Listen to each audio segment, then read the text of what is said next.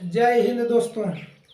आज आपको हम बहुत ही मुख्य टॉपिक बताएंगे कि विवाह क्या होता है और विवाह के कितने प्रकार होते हैं। मतलब कि विवाह आपका क्या है आप सब जानते हैं, और विवाह के कितने प्रकार होते हैं। विवाह आपका 8 प्रकार होता है, जिसमें हम आपको बताएंगे कि राक्षस विवाह, पैशाच विवाह क्या होता है, और आपके कौन से विवाह क्या है आपके समाज को स्वीकृति देता है और कौन से विवाह को नहीं देता, इसके बारे में आज हम क्या करेंगे, चर्चा करेंगे। विवाह आपके 8 प्रकार होते हैं। 8 प्रकार में पहला आपका विवाह जो आता है वो आपका क्या होता है, ब्रह्म विवाह होता है। ब्रह्म विवाह में क्या होता है कि जो कन्या पक्ष होता है, क्या कौन होता है, कन्या पक्ष। कन्या पक्ष क्या करता है, वर को अपने घर बुलाता है, वर माने दुल्हा को, जो जिससे विवाह करना था उसको अपने घर बुलाता है और अपनी लड़की का हाथ उसको क्या करता है, सौंप देता है। मतलब कि वर को अपने पास बुलाएगा अपने घर और लड़की को सौंप देगा अपना हाथ में, मतलब अपनी लड़की को उनके हाथ पे रख देगा, कहेगा भैया आज से आपका क्या हुई है, पत्नी हुई। तो इस विवाह को हम कहते हैं ब्रह्म विवाह कहते हैं, जो कि आधुनिक जो प्रचलन है उसका यह क्या रूप है, जिसमें क्या करता है, वर पक्ष बारात लेकर जाता है और कन्या पक्ष क्या करता है, शादी करके लड़की का विदाई कर देता है। यह विवाह पूरे 8 विवाह में सबसे उत्तम विवाह माना जाता है। यह आपके पुरातन समय में भी उत्तम था और आज के समय में भी क्या है, उत्तम है। इसके बाद दूसरे नंबर पर आपका आता है दैव विवाह। दैव विवाह का मतलब होता है जो आपके पुरोहित होते थे उस समय, जो यज्ञ कराते थे, जो अच्छे होते थे तो लोग क्या करते थे, अपनी कन्या का हाथ उनके हाथ में पकड़ा देते थे। भैया पूजा पाठ कराते थे तो उनको बारात वरात लेकर जाना नहीं होता था, बस इसके बाद आप क्या करते थे, अपनी कन्या का हाथ उनसे पकड़ा देते थे। उनके साथ जो विवाह किया जाता था उसको कहते थे दैव विवाह। बात समझ गए, जो पुरोहित होते थे पुरोहित के साथ किया गया विवाह को हम क्या कहते थे, दैव विवाह कहते थे, जो यज्ञ कराते थे। नंबर तीसरे पर आपका आता है आर्ष विवाह।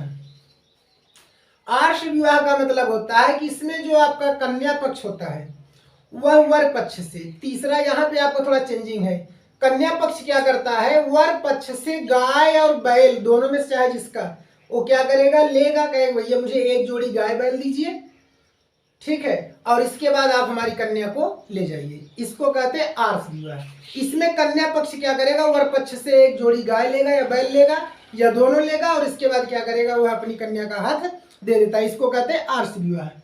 चौथा नंबर आता है प्रजापत्य विवाह। प्रजापत्य विवाह का मतलब होता है कि इसमें क्या होता है, पिता आदेश देगा, कुछ नहीं करना है, शादी विवाह इसमें कुछ नहीं, पिता आदेश देगा लड़की पक्ष को भी लड़के पक्ष को भी, दोनों साइड के जो पिता होंगे वो आदेश देंगे, बेटा आज से क्या है, तुम दोनों जाओ सुखी से रहो। बस इसको हम कहते हैं प्रजापत्य विवाह। मतलब इसमें शादी विवाह नहीं, सिर्फ उनको कहना है कि आप दोनों लोग अपने अनुमति से नियम के अनुसार रहिए, आपका विवाह हो गया। इसी को कहते थे प्रजापत्य विवाह। यह 4 विवाह प्रारंभ के जो यह 4 विवाह है, यह आपके क्या है, इनको समाज वरीयता देता है और इनका मतलब क्या है, इसको उचित ढंग से माना गया है। बाकी जो 4 विवाह आएंगे वह आपके क्या है, अनुचित है, जिसमें आपका 5वां नंबर है गंधर्व विवाह। गंधर्व विवाह जानते हैं आजकल बहुत ज्यादा प्रचलन है, उस समय भी था आज के समय में है। भगवान कृष्ण हर लाए थे किसको, वो जितना विवाह किए सब भगा के ही लाए थे, उस विवाह को कहते हैं गंधर्व विवाह। मतलब जिसमें क्या होता है, प्रेम का विवाह होता है, हम जिसको चाहे और उससे विवाह कर लें, चाहे घर की अनुमति हो या ना हो, तो उस विवाह को कहते हैं गंधर्व विवाह। मतलब प्रेम प्रसंग द्वारा किया गया विवाह को हम क्या कहते हैं, गंधर्व विवाह कहते हैं। बात समझ गए। तो आज के समय आधुनिक युग में क्या है, बहुत ज्यादा देखने को मिलता है, जरा से बात पे क्या हुआ, दिल लग गया और दिल लगा बात पहुंच गया शादी तक। नंबर आपका 6ठा आता है असुर विवाह। असुर विवाह, असुर विवाह आपका क्या होता है कि असुर विवाह में इसमें विक्रय किया जाता है, मतलब लड़कियों को बेचा जाता है। जैसे जिसको शादी करना है, जहाँ लड़कियां बेची जाती हैं वहां जाएंगे, भैया हाँ ये लड़की कितने की है, इतने लाख की है या इतने हजार की है, आप इसको लीजिए, खरीद हमें पैसा दीजिए और इसके बाद लड़की को अपने साथ ले जाइए, आप इनसे शादी करिए, जैसे रहिए। उस विवाह को कहते हैं असुर विवाह। बात समझ गए। अब इसके बाद आता है नंबर 7 राक्षस विवाह। नंबर 7 क्या आता है, राक्षस विवाह। राक्षस विवाह में क्या होता है कि इसमें लड़कियों का अपहरण कर लिया जाता है, लड़की कहीं देख ली अच्छा तो उनका अपहरण कर लिया और उनसे जबरदस्ती शादी कर ली। इस विवाह को कहते हैं राक्षस विवाह। राक्षस विवाह क्यों कहे, क्योंकि पहले के समय जो राक्षस थे, राक्षस तो आज भी है, मानव रूप में राक्षस हैं बहुत से लोग, ठीक है, अब उसकी बात अलग है किस टाइप के हैं, उसके बारे में नहीं वर्णन करना है। तो मतलब क्या होता था, जो मानव रूप में सॉरी उस समय जो राक्षस होते थे वो क्या करते थे, जिस लड़की पर उनका दिल आ गया उसको क्या करते, जबरदस्ती उठाकर ले गए और उससे शादी कर लिया। इस विवाह को नाम क्या दिया गया कि राक्षस विवाह। अपहरण करके किया गया विवाह को हम क्या कहते हैं, राक्षस विवाह कहते हैं। इसके बाद नंबर लास्ट में आता है आपका पैशाच विवाह, जो सबसे मतलब कि हीनता वाला विवाह है, मतलब जिसको समाज जरा से भी वरीयता नहीं देता, इसी विवाह को कहते हैं राक्षस विवाह। 5 विवाह तक तो हम मान सकते हैं, लेकिन लास्ट के 3 विवाह जो आपके होते हैं वह मान्यता के अनुसार नहीं है। कौन से? असुर विवाह, राक्षस विवाह, पैशाच विवाह। पैशाच विवाह में क्या होता है, इसमें कन्या को क्या करता है आदमी, क्या करता है, लड़की को उठाकर ले जाता है, उसके साथ जबरदस्ती करता है, जिसको कहते हैं बलात्कार करना।